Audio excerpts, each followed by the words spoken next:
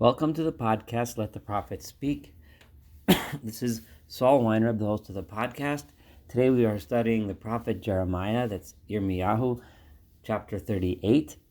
Just a quick reminder, these chapters that we're in the middle of reading now, which started with 37, are recounting the events that occurred in the final days of the empire of Judah. Well, an empire wouldn't be the kingdom of Judah. The last king, Zedekiah, or Zedekiah, was on the throne.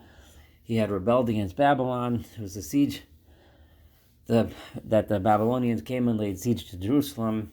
And this is all occurring during those final moments before the Babylonians breached the walls of Jerusalem, destroyed the temple, and exiled the king and exiled most of the remaining people of Judea.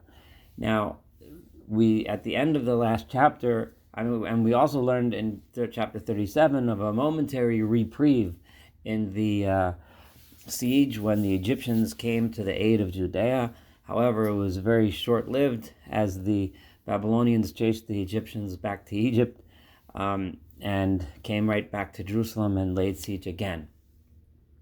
We learned that Yirmiyahu, during the time of the reprieve, was trying to get out of the city. He was accused of being a traitor. He was thrown into a dungeon, and then the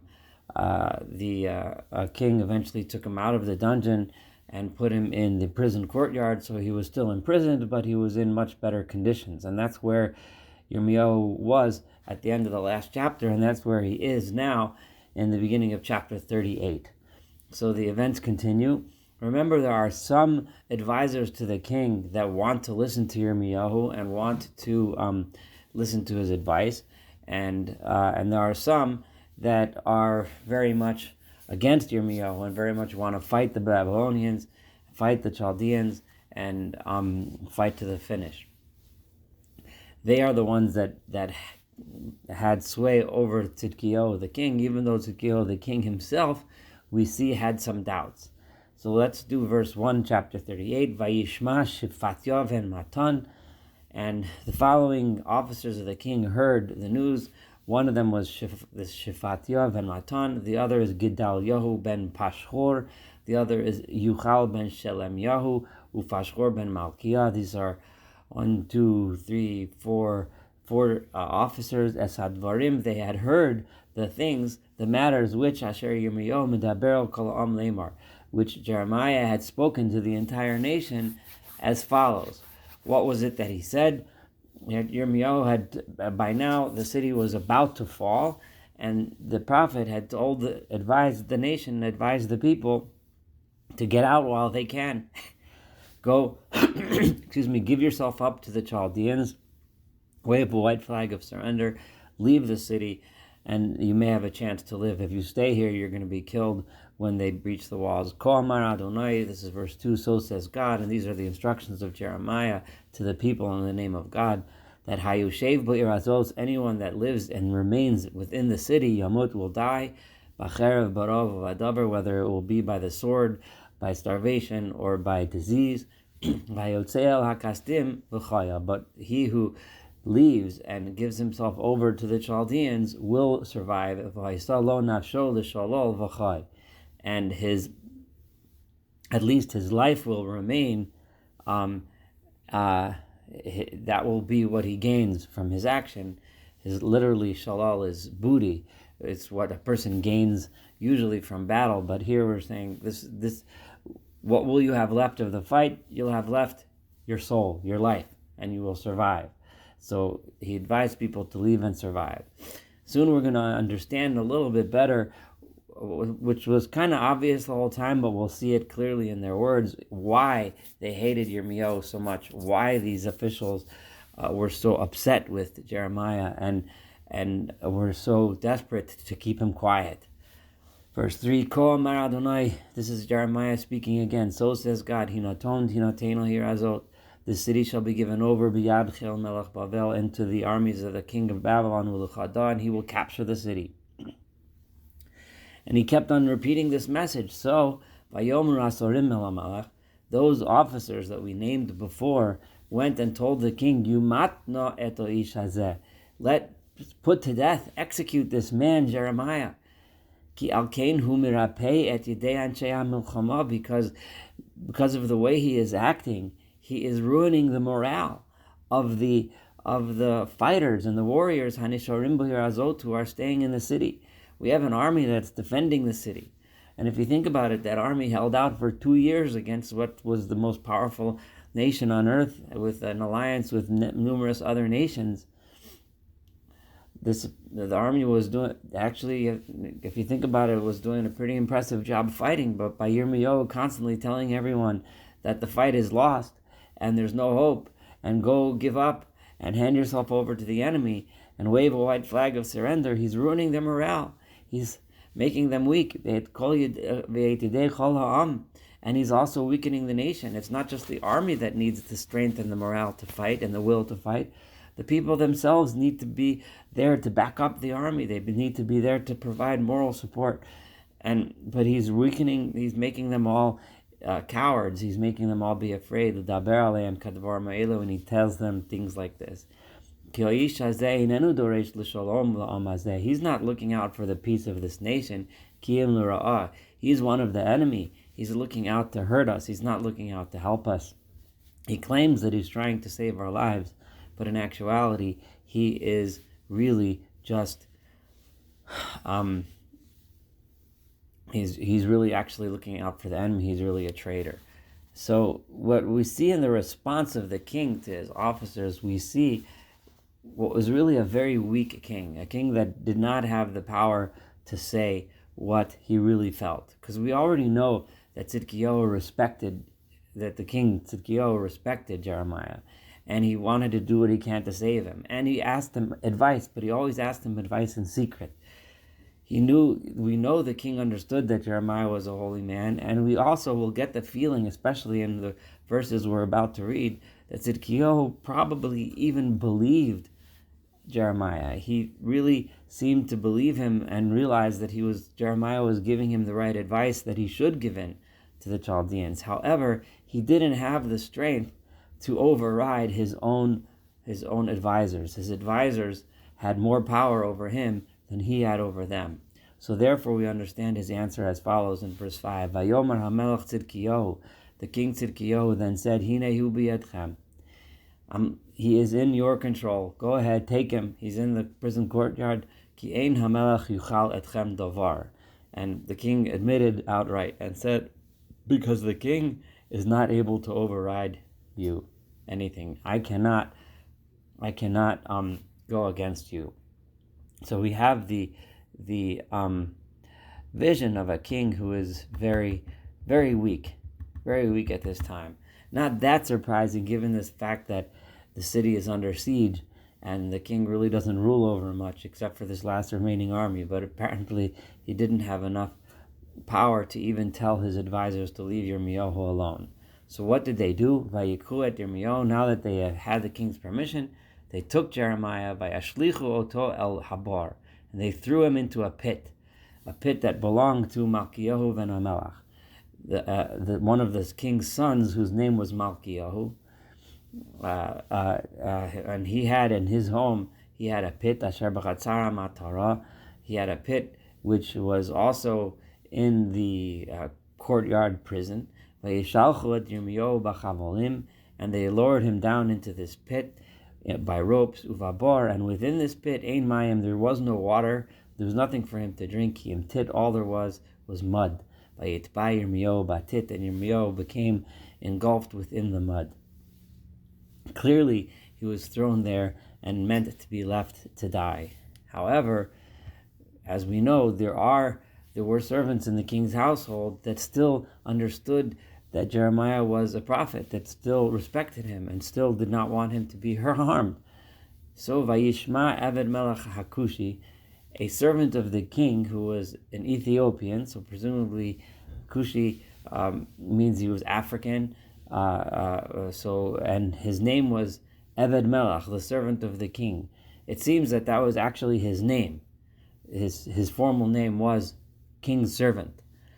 So you can either translate this as saying a servant of the king who happened to be Ethiopian, heard what happened to Jeremiah, or you can learn that the person whose name was Eved Melech, king's servant, who also was Ethiopian, who was Ish Saris, he was one of the eunuchs of Hu Beit HaMelech, and he lived in the house of the king. He was one of the king's servants. Ki natnu et Yirmiyahu al-Abar. He heard that they had thrown Jeremiah into a pit. V'Hamelech Yoshev b'Shar Binyamin. And the king himself, at this point, was sitting at the gate of Benjamin. That was the gate through which Jeremiah tried to escape Jerusalem during the short reprieve of the siege that we read about in the last chapter.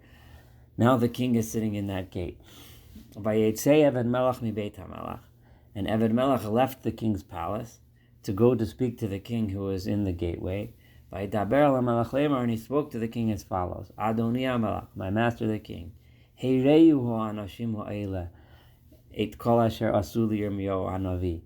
These people, these men, these advisors of yours, did something really awful.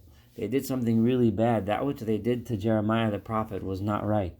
Et asher etlichu et el habar, that which they threw him into that pit. Vayamot tachtav mipnei harav, he's going to end up dying in there. Ki ein halechem od be'ir, there's no more bread to eat. There's no one can even throw food down to him. He's going to die there in the mud. They threw him in there to die. What they did was terrible. Now this Eved Melech understood that the king had a soft spot for Tzidkiah, for Yirmiyahu, but for the prophet, but he just didn't have the strength to override his officers. So the king then says, Vayetzaveh HaMelech. We get this idea that the king is bouncing back and forth from whatever one advisor says to the other. So the king then says to Et Eved Melech HaKushi Lemar, he says to this man, his African servant, Eved Melech, Kach biyodcha, take in your hands, take with you, Mizeh Shloshim Anoshim. The king had surrounding him soldiers that were presumably there as the king's guard. Take 30 of my soldiers, and that should be enough manpower to figure out a way to get Jeremiah out of this pit of mud before he dies. So, Vayikach, this is verse 11, Vayikach Eved Melech et ha'anashim biyado, he took with him these 30 men, Vayavo Beit HaMelech el tachat ha'otzar, and they came to the house of the king, underneath the storehouse, where the king stored or they stored the king's tools and all of his belongings, and they needed to get supplies in order to get him out of this mud pit. So Vayikach misham beloyei sechavot, they took their whole pile of rags and uvloyei milachim and worn cloths and in order to make a rope. So in order to help him out, and they threw all of these rags into Jeremiah in the pit, and they lowered them down with ropes. And their plan was as follows: Vayomer Eved Melech HaKushi el Yirmiyahu. So Eved Melech, the Ethiopian, said to Jeremiah, he called down into the pit and told him as follows: Simna belo'ei ha'sichavot b'ha'melachim tachat atzilot yadecha.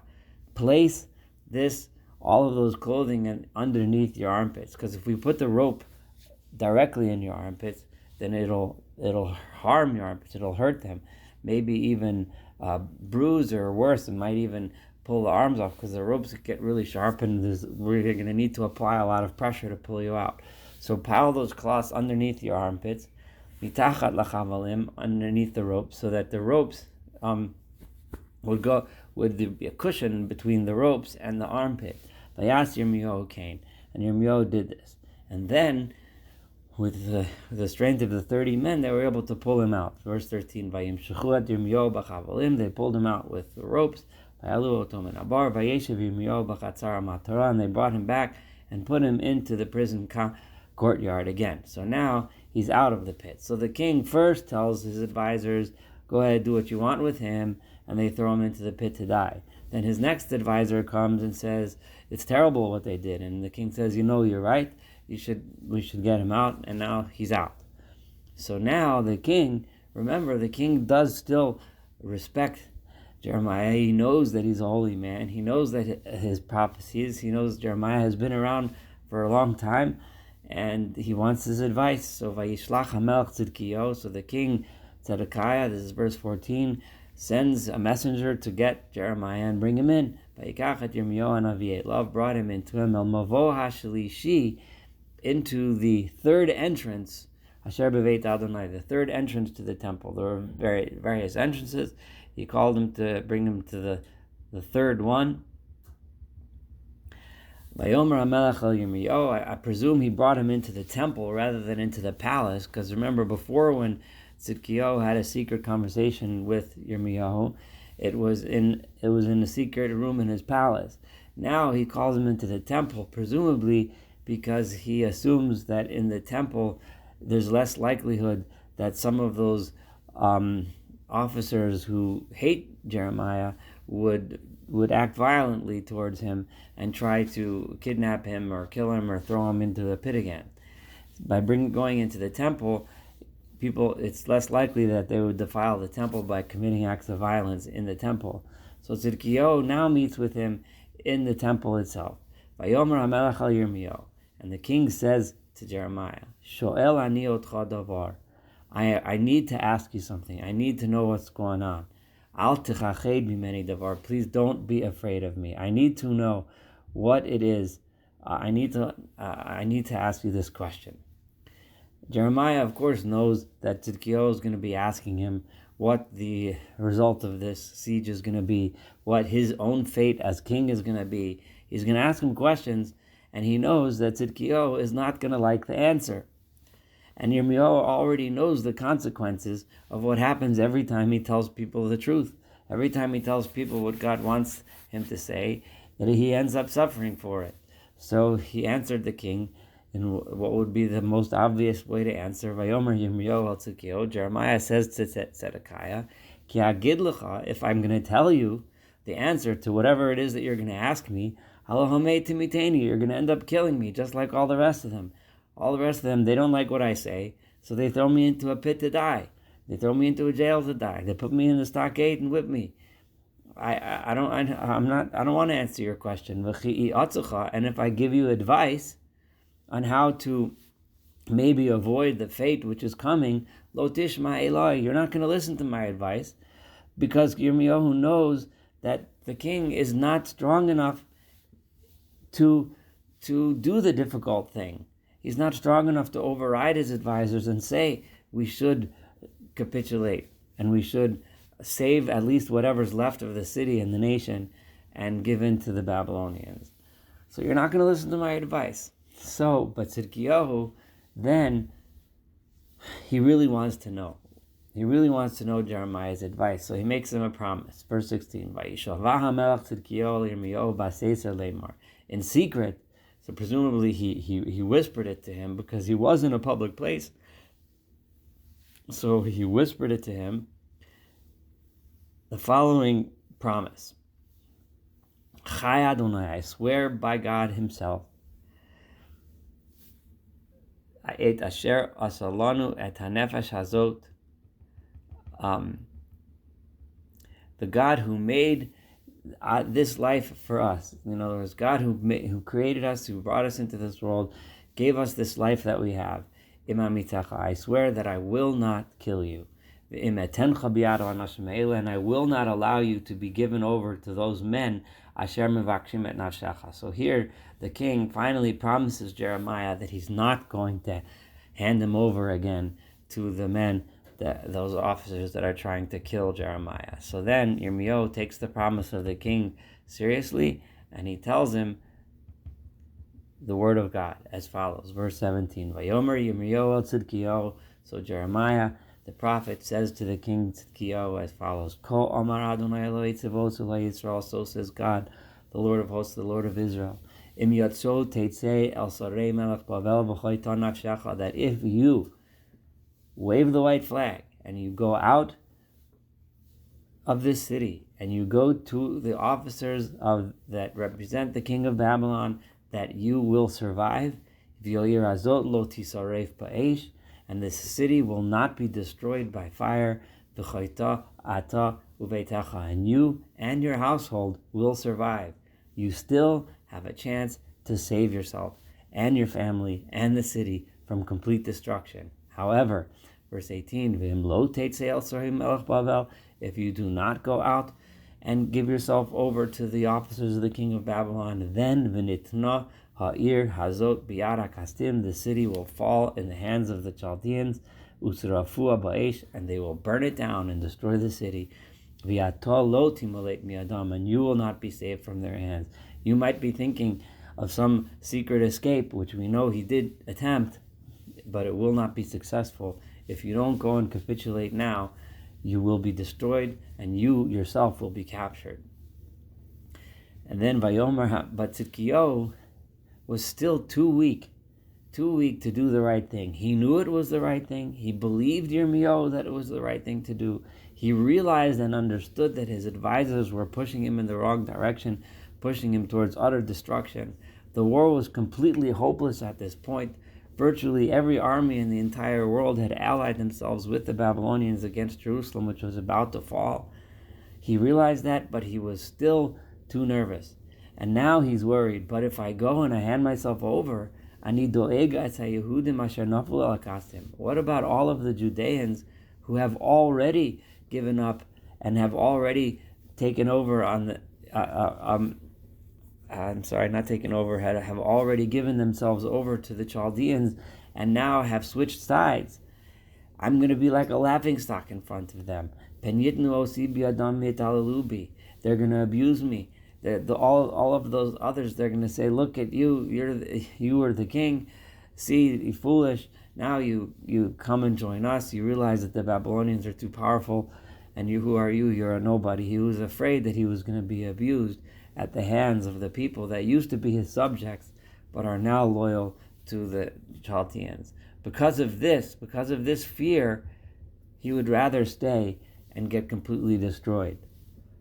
Is a king who is just afraid to do anything because every possible thing that he could do to save himself would lead to something that he doesn't like.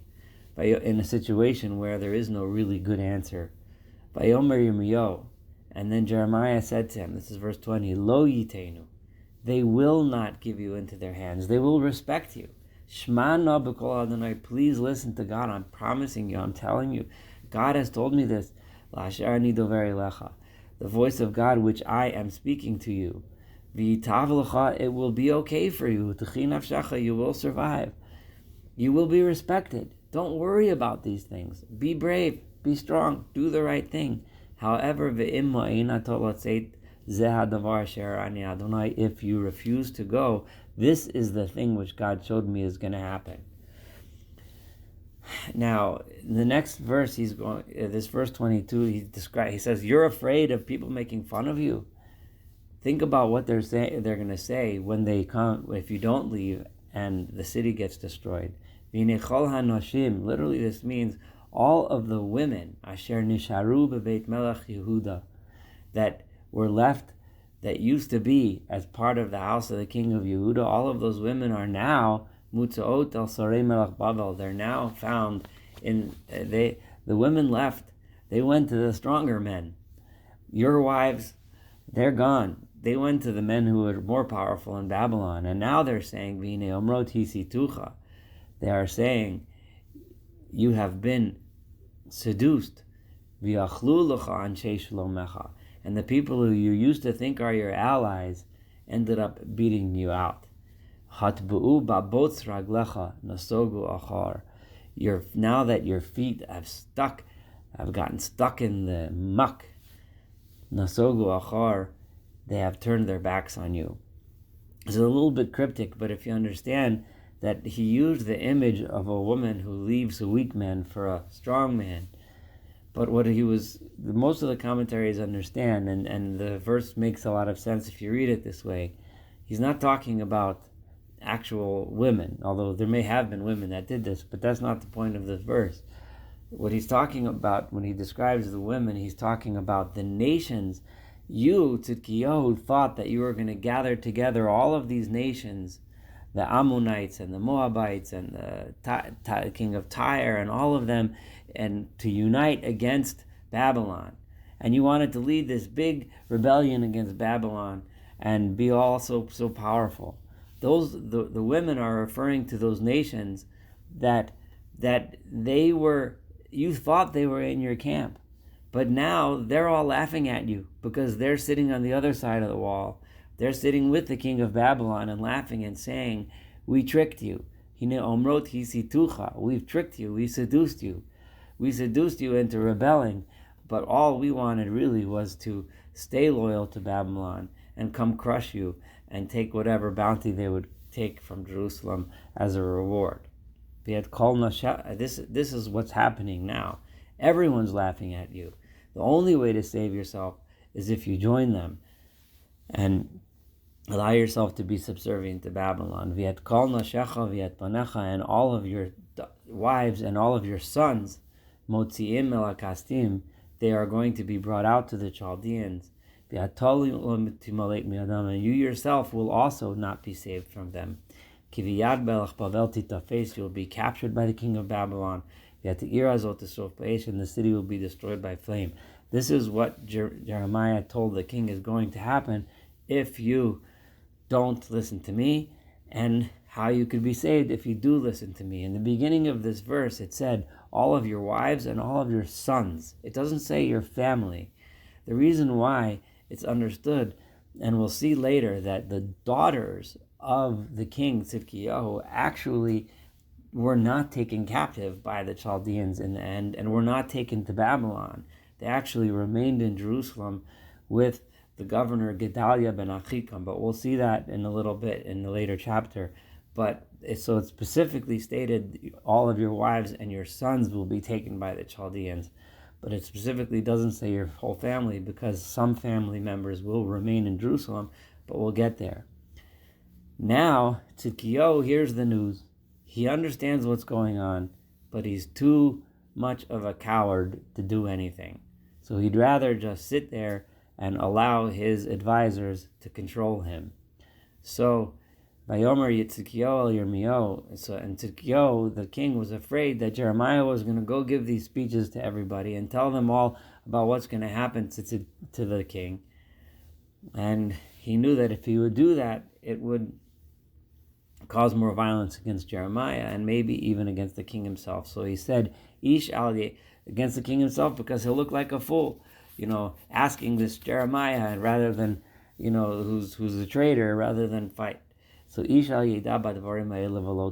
you want to save your life and you don't want to be killed by the crowd, and you don't want to be killed again or thrown into the pit full of mud, etc., don't let anyone know about our conversation.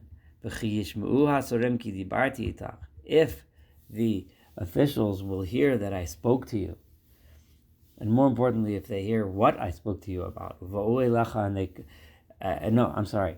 if they will hear later that we spoke, because we're in the temple, people know that we're here. They'll hear that we talked, and they come to you, and they say, tell us what you spoke about with the king. Don't be afraid of us, we won't kill you. And they'll ask you what the king answered. They're going to want to know, what was the conversation? What did you say to the king? What did the king say to you? Don't worry, we're not going to hurt you again.